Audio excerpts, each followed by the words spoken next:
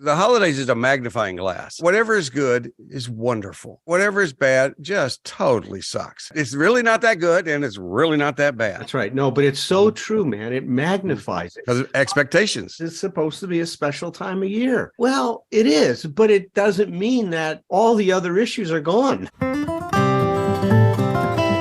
Bill Wilson, co-founder of Alcoholics Anonymous, wrote in 1952, "If we examine every disturbance we have, great or small, we will find at the root some unhealthy dependence and its consequent demand." Wilson suggested that if we could identify and continually surrender these unrealistic and unrealizable demands, that we may then be able to accomplish what he imagined to be the recovery's next frontier, something he called emotional sobriety.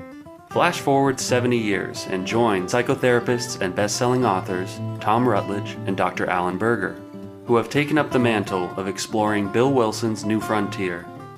Welcome to Emotional Sobriety. It's good to see you today, Tom, and happy holidays. Yeah, it is the holidays. It's like time go. I mean, we could do a whole podcast on aging, which we probably a lot of people are doing that. But one of the things about aging is how fast time goes and how fast this comes back around. But yeah, it is the holidays, and I think I'm ready. Yeah, how about you I guys? am. Well, it's funny, where my mind goes to erratically enough when I think of the holidays is, man, I'm just going to ensconce myself in the kitchen and I have to have my hands doing something during the holidays because I get this kind of feeling of doom when I'm stuck at a long table with, surrounded by people. And I've just got to I just feel this pressure to be on and to kind of be presenting all the time to the family and friends that I maybe only see once a year. Wow. And That I'm sorry, I don't want to interrupt you, but I'm just writing that down. There's one way for us to talk about holidays is expectations. I mean, I've heard you talk about this a lot, Alan, and we talk about it a lot with emotional sobriety, but expectations, we know about adjusting our expectations for other people, expect them to be who they are.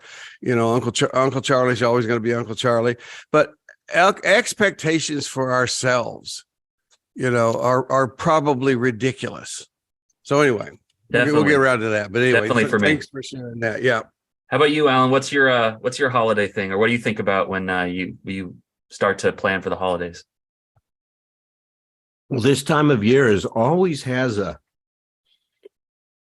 sense. I always have a sense of melancholy because my dad died the day after Christmas, back in 1963.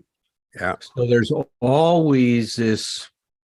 I mean, up to that point, Christmas was something I was so tremendously excited about. I could hardly go to bed the night before, on Christmas Eve, that Santa was coming.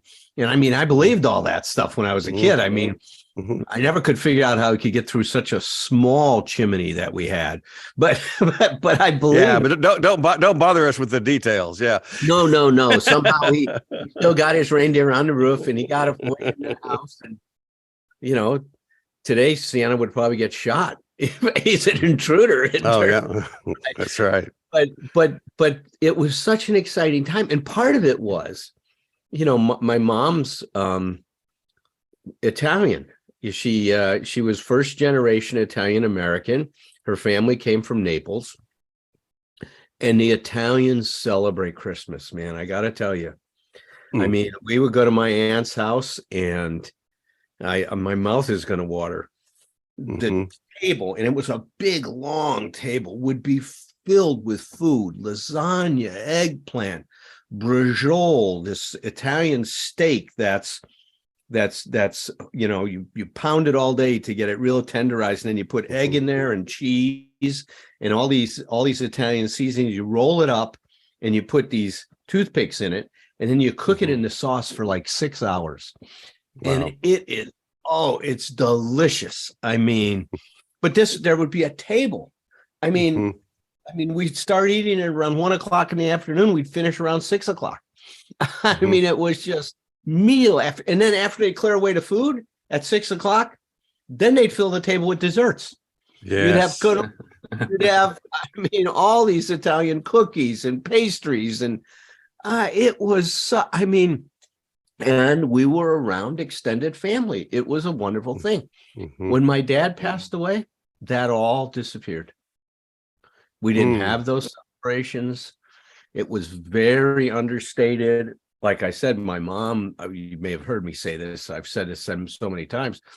My mom was so grief struck that she could hardly function that first year. And she was it. I mean, her sister had her own kid to raise.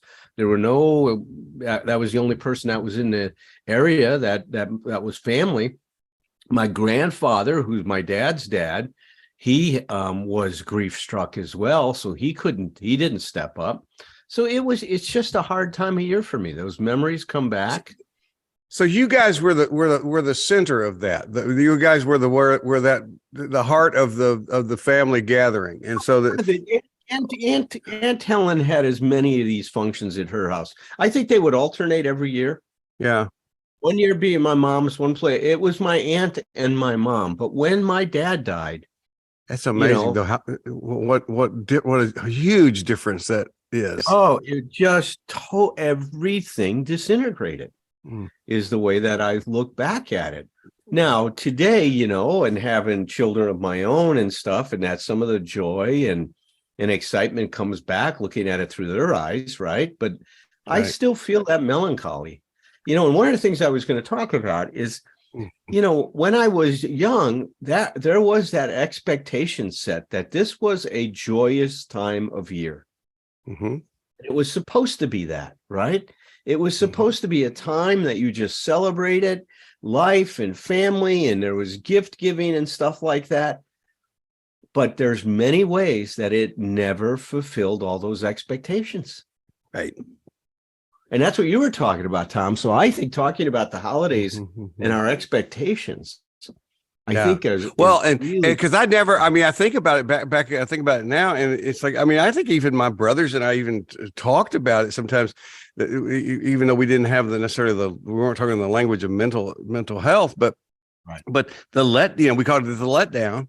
And of course part of that's just as kids. I mean, we're just running adrenaline through our system like nobody's business, and there's going to be a what goes up must come down, but. It was more than that. There was we didn't have a frame of reference for this, and it was like, and the expectations for the joyousness and the perfectness of all that other stuff. The way I look at it is they were impossible to meet. Yeah. And impossible for us to feel. And the internal part of that is I was supposed to feel that. So therefore, that was part of where some of my self-incrimination was coming in and going, without me knowing what it was doing. Now looking back, being able to say, like, I should be feeling differently than I am now, instead of, oh, here comes this feeling. I mean, there is that expectation, isn't there?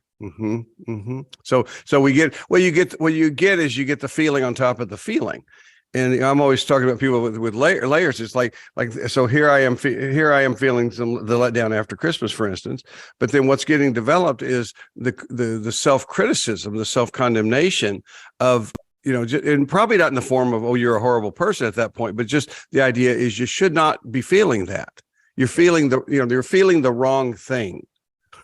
Yeah. Well, let's round it off, Tom. So what are the holidays? What do you bring to the holidays, and what do those mean to you these days? I think one of the things I'm actually double checking everything I'm saying in my head because I've got a guy on my committee going like, oh, be careful, you're getting ready to lie. Indeed, I don't have kids, and we haven't had kids, and so it's like it's us and the friends and stuff we have around us, and we've had different traditions through the years. If I'm being really honest, what I end up doing is being codependent in my marriage. That's the honest. I worry about it.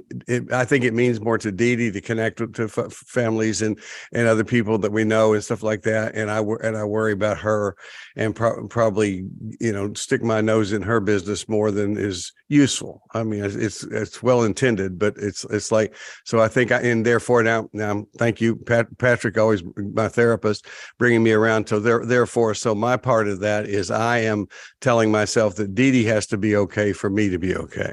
And so Thank you. I'll work on that this year. It's like I think I have been making some progress there, but I need to be able to experience my own holiday feelings.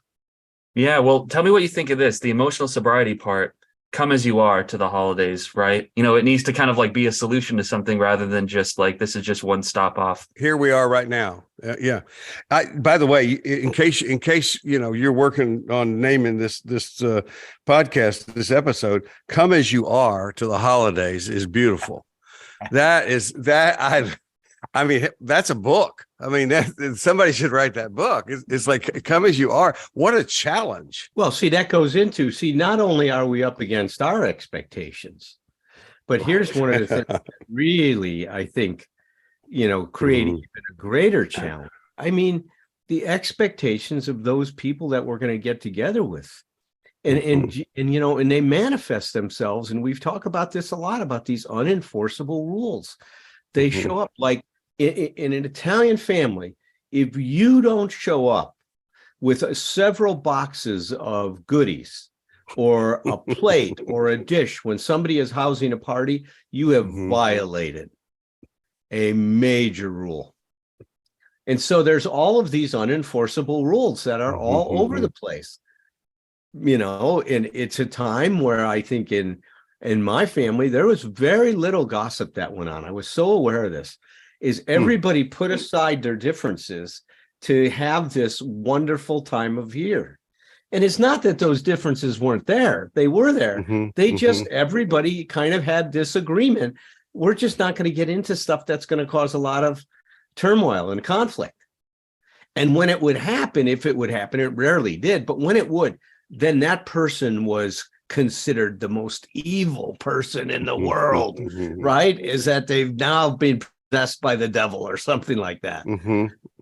So one of the things that I'm just aware of is how many, you know, rules that we're going to come into contact with. And so, you know, that's the other part of that I want to get into today, not only for us to become aware of our unenforceable rules and what we expect from this time of year, because I thought your question was really a good one, Patrick. Like, where is Tom at today in his life?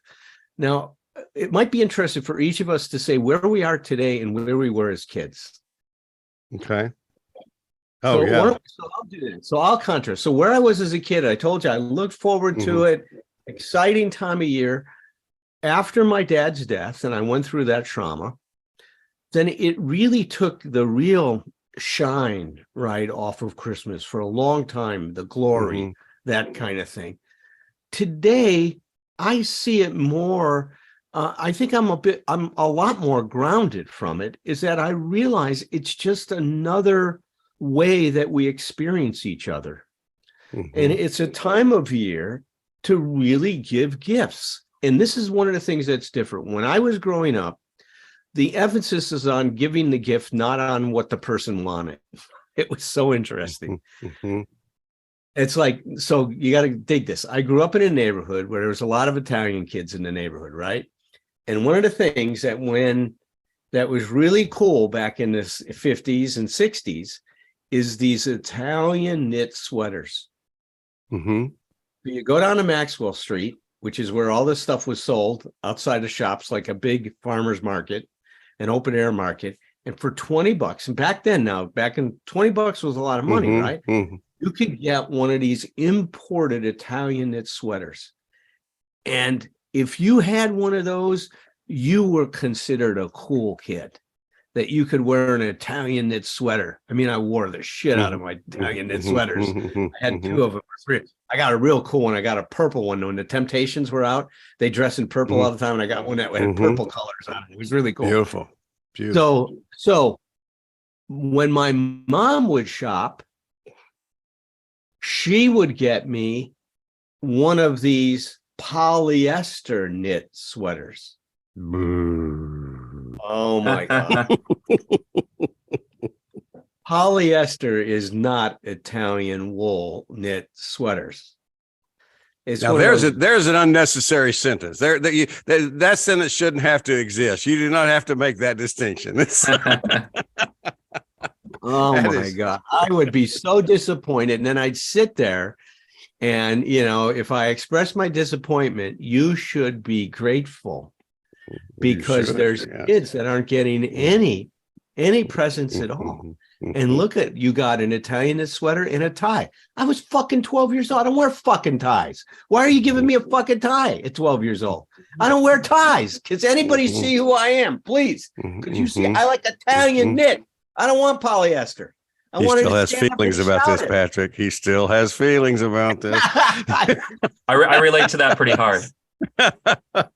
So now, as an adult, when I give a gift, I really try to give something somebody wants, not what I want to give, not just to give a gift, but I want to see the people. So that's a big way it's changed. It's a time of year for me to step back and say, what do I really know about this person and what they would really like in their life? And I think 90% of the time, I'm pretty good at that. In terms of really giving something to somebody that they really would like and value and use and integrate into their life. So that's one big change for me. Wow. Yeah. Go ahead, Patrick. Yeah. So for me, I think I hadn't even really thought about it in this context till you put the question to us, but like feelings of unworthiness were usually associated with Christmas. My granddad is pretty wealthy, or was pretty wealthy before he passed. Yeah. So he was Santa. So at every Christmas, and this is going to come off like a humble brag, but it's really not. Like, we would always have this stuff to open. And so I would have like an anxiety about opening my envelope and my things, because there would be a little bit of competitiveness, like, well, what am I bringing for everybody to open at around the holidays? And then, sure. With my addiction issues over the years, and coming to a head in the 2010s, where like it was unworthiness, and then also lack of presence. I just was so, there and not there, whether I was loaded around the holidays or whether I was out and about, just trying to take care of that bit of business. Yeah, that's the way things were. My granddad, Santa, one of the last things he did was pitch in a lot of money to get me to rehab in 2018. And I actually did get to call him. He died a few weeks after I got out of my 30-day stint. And so I did get to thank him and tell him that I was getting better.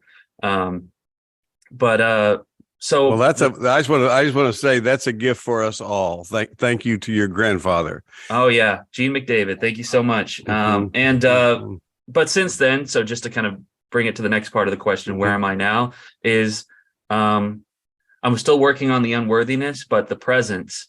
I view my duty around the holidays, and it cuts both ways, because I've been getting a lot out of it. It's just like, listen to the people that come and make food and kind of be there, and just, even if I'm anxious or like not feeling like, I don't know, the most chatty or comfortable in my own skin, I think I kind of like grudgingly accepted that people do kind of like to be around me on the holidays, and I need to be around them, and I need to just like be present with the family and with the friends. And that's how I see my role this holiday season, Thanksgiving, Christmas, and going forward. So that's mine.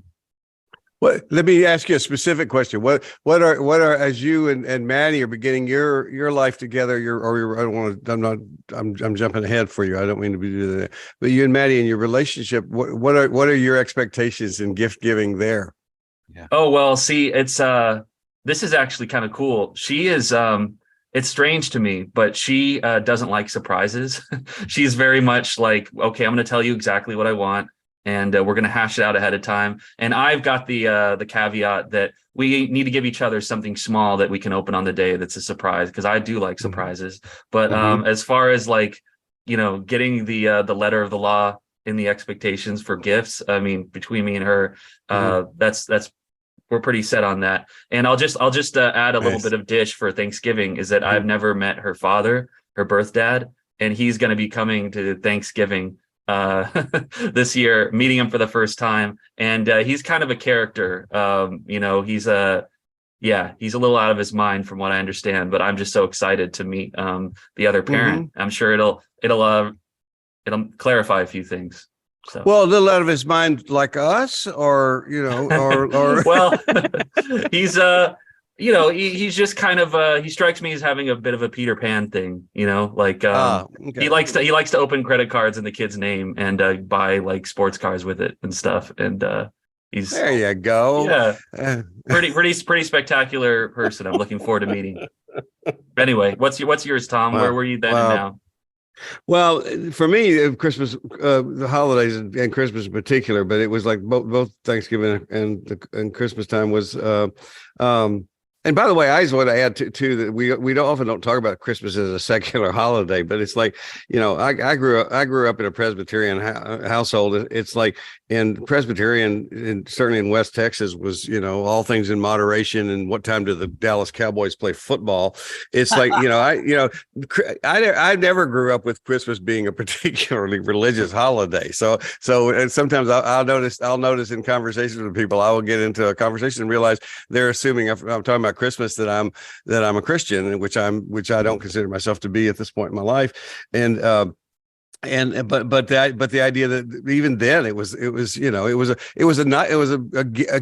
giving holiday, but I don't think I even really associated it a lot with the religion. But I associated it a lot with my siblings, and particularly my younger brother, who's 2 years younger than me, because he and I went through all of the waiting for Santa to, when you're 2 years apart, it's good. It's like you really, my older brother is 5 years older than me. So it's almost a different, family kind of thing. And, but my younger brother is 2 years younger, and we got up at 4 o'clock in the morning. We had trouble going to sleep, like you said, Alan, and we got up at 4 o'clock in the morning and stood in front of the furnace in our bedroom to stay warm. And, but the rule was we couldn't wake our parents up till 6 a.m. And so, we waited for 2 hours until 6 a.m. and then we would go get presents. And it was just, I mean, everything was didn't know it then, but the build up, the excitement, the anticipation was, of course, obviously part of where most of our stories come from. It's just a blur after we start I have 5 kids in my family. It's like, we started ripping presents open, things like that. So there's that. And, I mean, as for today, it's like, well, I'll tell this story. It's like in 2013 on Christmas Eve, we had certain traditions we have around here. We had a place called Dalt's that we started years ago, decades ago, having lunch on Christmas Eve and having friends with us, and that became kind of a tradition for a lot of us, and we did that. And one day after that, we came back to the farm, and Dee and I were at the barn with the horses.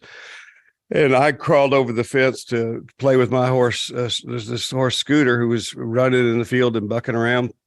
And he comes up to me, and I put my hand on his nose like we do. And then he spins around in a second. And before he takes off again, puts his right rear foot right in my stomach. And so it doubles me over like a wallet,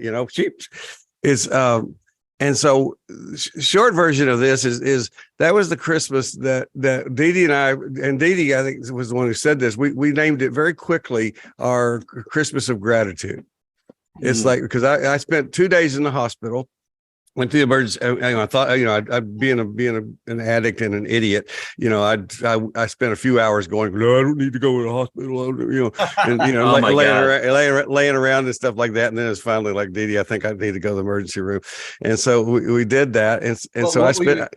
Tom, what were your symptoms? Oh, it was maybe just bruised. What happened was it bruised the hell out of my intestines. It's like, I mean, the thing that what they did is they hospitalized me. And I mean, I was under the care of 2 trauma surgeons because they were, they were watching me to hope that they weren't going to have to do surgery.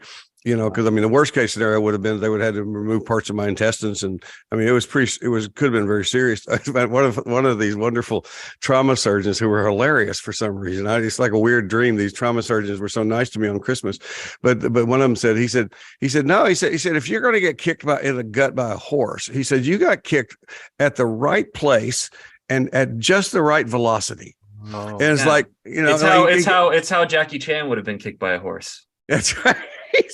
He said it. It reminds me of that Regarding Henry movie with Harrison Ford, where the doctor tells his wife, and the wife doesn't think it's funny, that if you're going to get shot in the head, he got shot in the head in just the right place. It's like it's like, but the idea was we opened presents later when I got back home, but it was after Christmas when I got home. But it was just and it wasn't like it was a earth-shattering thing. It was like it was just a celebration of gratitude that we both were aware. When Dee Dee said that, we both were aware of how much worse it could be. It was one of those times, and I have a lot of them these days because I'll program myself to have them. I encourage myself to have where you use you use comparison and contrast for the good rather than the bad, and realize, oh wow, how lucky are we? That we're together. It's like, this is the kind of thing where I always think, if I was in a parallel universe, I'm under the knife or I'm dead, or, something like that in that situation. Because the doctor did say that, he said, if you'd been kicked a little bit higher, he said, a horse kicking you in the heart like that, he says, it'll just stop your heart. It's like, yeah. So anyway, I tell that story it's kind of even though that's 2013 now, it's kind of a reference point for me every Christmas these days. Yes. Yeah.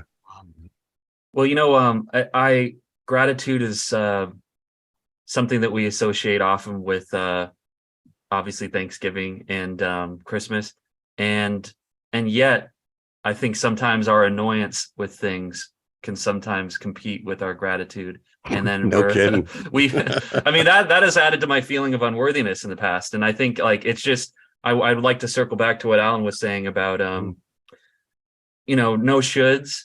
And if you hate the holidays for whatever reason, or if you hate somebody that you're kind of like, you feel obligated to break bread with over the holiday season, then that's okay, really. I mean, you can have a negative association with the holidays, but I guess then you would have to investigate, well, if I'm going to do the deal, if I'm going to show up to be with these people for the holiday, and I'm not really feeling it, then maybe there's another reason I would have for sitting there and doing the deal, beyond just my own pleasure and fulfillment in attending the holiday. Maybe just that's a perfect example, I think, of what we're talking about expectations of ourselves, or because the other thing is, or having the expectation of yourself that you're supposed to feel differently about this person. For instance, it's like, this is where I always remind people that, we get to, and this may seem obvious to other people, but it wasn't for me. We get to choose our sources of self-esteem. When I was really buying into that should monster of mine and being mean as hell to myself, everything, especially anything I wasn't good at or wasn't doing what I thought was right, counted the same amount. It was worth the same amount of points. It's like and what I realized is, no, there are just lots of things about who I am in the world that matter to me more than other things. And so the idea is, part of being disappointed, if I'm sitting there and I hate the person across the table from me, maybe I've got work to do. Maybe I don't need to hate that person, whatever. But I like the part that we're doing today, where we're talking about, let's come as you are, to use your term. How are you doing right now? It's like, if I hate that person, then I don't need to base my sense of self on the fact that I hate that person. And I don't think I should.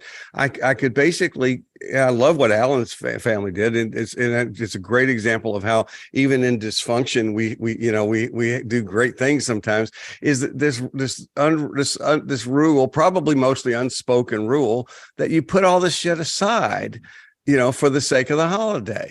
And it's like, and there's a difference, but there really is a difference between putting something aside consciously and stuffing it.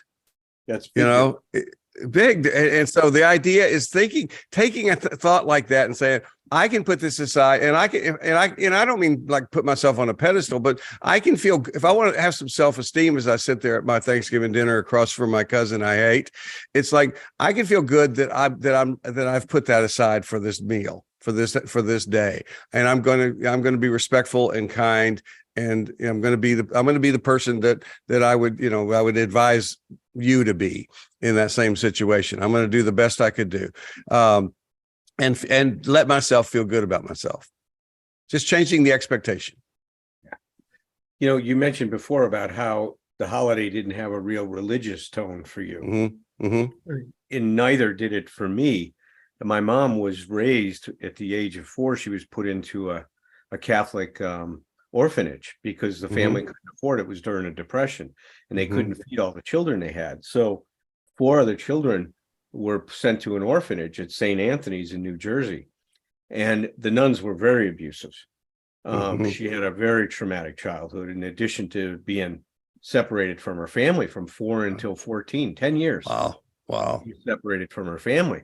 And so what I remember her saying when she was an adult, she says, when I was a child, I kept saying, where is God? Where is this God of love that everybody's telling me God is? Because he's not here in the nuns. I mean, he's not present with these nuns. So she always believed in Jesus, but she couldn't believe in the church anymore. She separated from, so she always had pictures of Jesus, a rosary, but she never imposed that on us. She said, find your own path.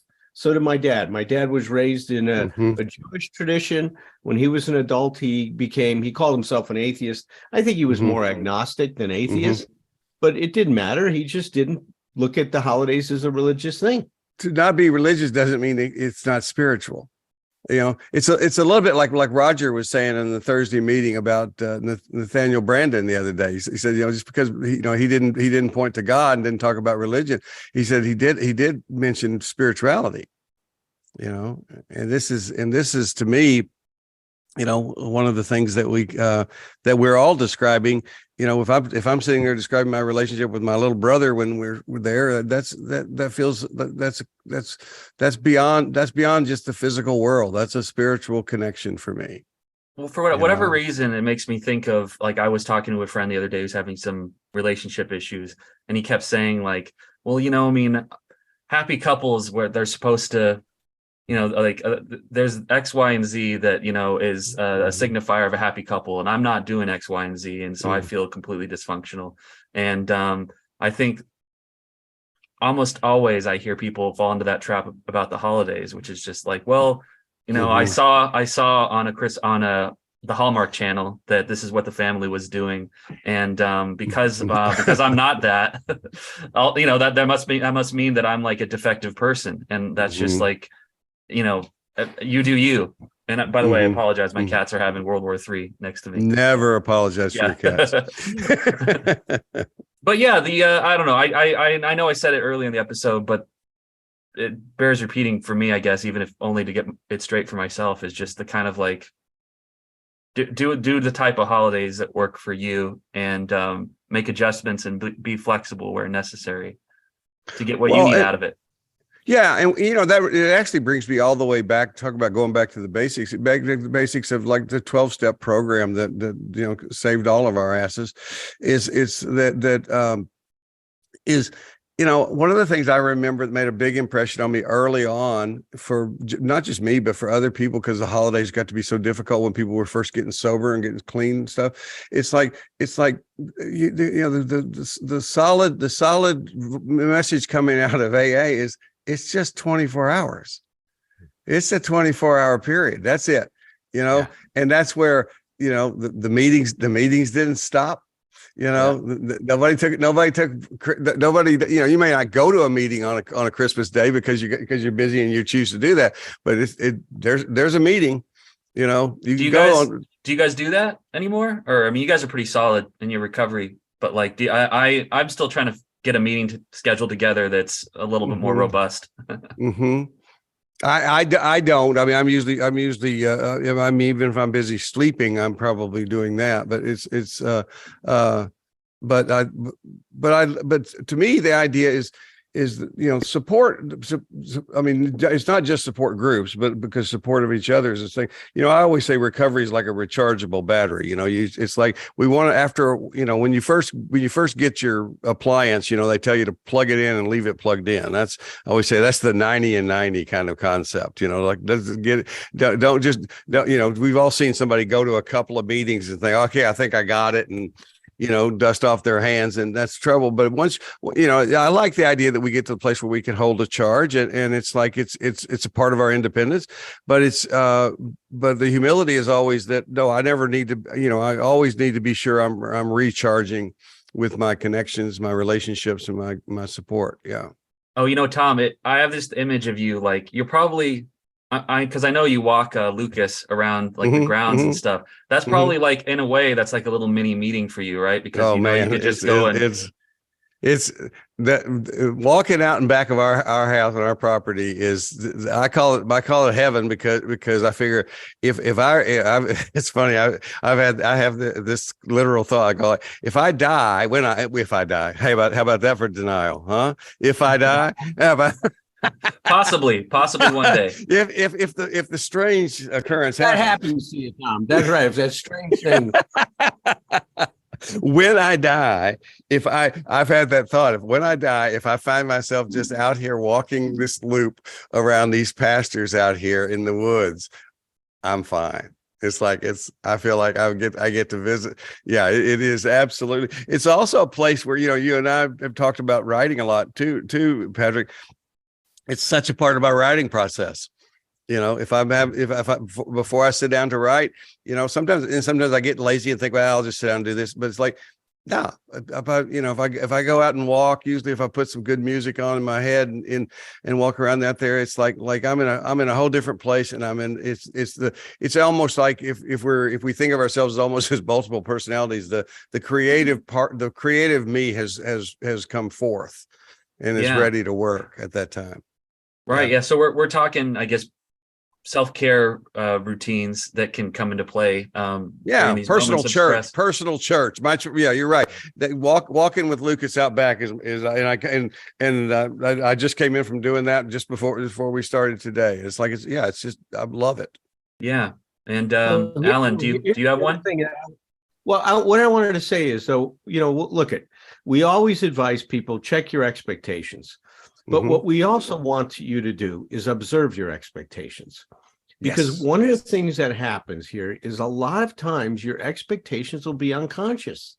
You won't know that you have them until one of them is violated. I mean, that's when we know we've had an expectation. Oh, absolutely. When going our way, we're not disturbed. Everything seems to be swimmingly fine, right? I mean, it's like, but what I want you to do is, if you find yourself upset about something, take it as an opportunity to give yourself the gift of becoming more aware of one of your expectations.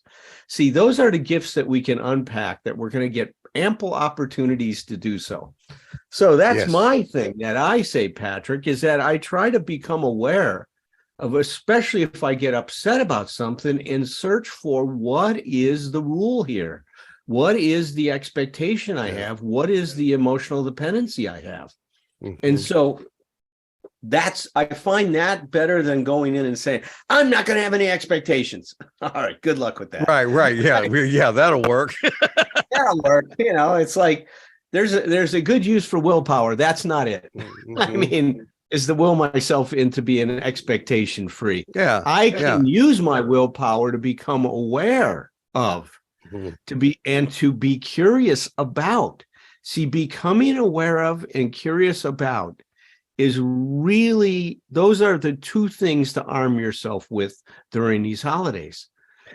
Being aware of, yes. That's interesting, Allen, because the thing I'll just say real briefly, because it's kind of out of context, but it's like the thing I sent you guys before today that I had just written I thought it was really important for me. I was writing and I've had more to say, and I stopped it at the point of awareness. I think I've learned that from you.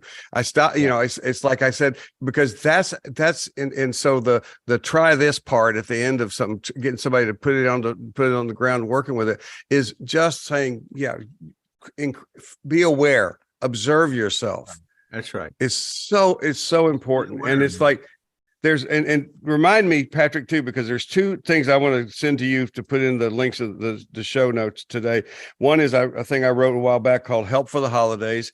And the other is a thing I call, it's just a 1-page thing called Invisible Policy Manual, which is what Alan's talking about, that you don't know it's been violated until it's been violated. Yeah. But everybody knows when it has. I wanted to stress that it's also important to not let the progress you've made or the real kind of like positive contributions you've made to the holidays go unobserved. I have that tendency, I think, to like look at so much through the framework of, how perfectionism, like was I the ideal holiday specimen when everybody came over? And sometimes, there are ways that I'm making inroads and kind of like getting better at the socializing, the ritual of these holidays. Right. And right. Just give yourself a little pat on the back for what things you've taken steps forward on. Well, credit where credit is due, and I'm just going to say one more thing because this is something that we've brought up a few times recently. I think the three of us is I like the idea that we take on kind of a challenge. The three of us take on the challenge to kind of reinstate the term self-criticism in a positive way. It's like to me, anybody can do it any way they want to, but I contrast it to self-condemnation, which is an obvious negative. But we need, because you just described two things: credit where credit is due, giving yourself that credit, and the other was also building your self-esteem through paying attention to the fact that you're using self-criticism to benefit yourself. To be better at something. And see, I think sometimes we get to where we walk on eggshells around people because we're talking about low self-esteem, that, we don't want to hurt anybody's feelings. But it's like, you don't get better if your feelings don't get hurt a little bit. You can have your feelings hurt and respond to it effectively. And that's a big part of what emotional sobriety is. Yes, that's right. It's kind of one of the most trying times of year, really, for emotional sobriety, or can be. Well, it is. And, and maybe next time we get together, we can go over I wrote this little thing on the 12 stupid things you can do to mess up your holidays. Oh, we definitely need to do that. I love that. Yeah, let's do that at our next week at our podcast. Oh, that's perfect. It's a perfect time for, because the holidays is a magnifying glass. Whatever is good is wonderful. Whatever is bad just totally sucks. It's really not that good, and it's really not that bad. That's right. No, but it's so true, man. It magnifies it. Because of expectations. It's supposed to be a special time of year. Well, it is, but it doesn't mean that all the other issues are gone. By the way, I was at this event last night. It was a fundraiser for Michael J. Fox's Foundation for Parkinson's. And I really thought of you, Tom. There was a magician there last night that was very talented. Yeah. I mean, and he, and a lot of the two kids that organized this fundraiser were two teenagers, and their father suffers from Parkinson's. And so there was like about 8 teenagers around this magician last night. And it was really great. He was so good with them. Kudos for these two kids. They raised $10,000, to donate to the Michael J. Fox Foundation last night, and they just did a tremendous job. They were like 15 and 16-year-olds. Even with this last election, it does my heart good, man. I see that I still have faith. Now, anyway, enough said with that. God, let me just say, God bless Michael J. Fox. It's like that man has done so much and continues to do so much for so many. Well, look he's the Betty Ford of Parkinson's. I read a couple of his books because I know in his first book, Lucky Man, one of the things he says is at this point in his life, as he was writing that book, that he said if somebody came to him and said, and I think we've probably all said the same thing about alcoholism. If I would give the Parkinson's back, he said I wouldn't. He said, because of the gifts that have come from it. That's emotional sobriety. You live from the present moment forward and you look for the gifts. All right. Until next time. Peace out. Tend your life. Tend your myth. Cultivate your narrative with whomever you're with. Then with glass in hand and children on one knee, bring some stories Bring your stories back to me. It ain't a crime to be a human. Never be ashamed to be yourself. Rest assured that whatever you're doing will entertain me like nobody else. So here's to us, my old friends, until it's time to drink the wine and break the bread again. With glass in hand and children on one knee. Bring some stories, bring your stories back to me.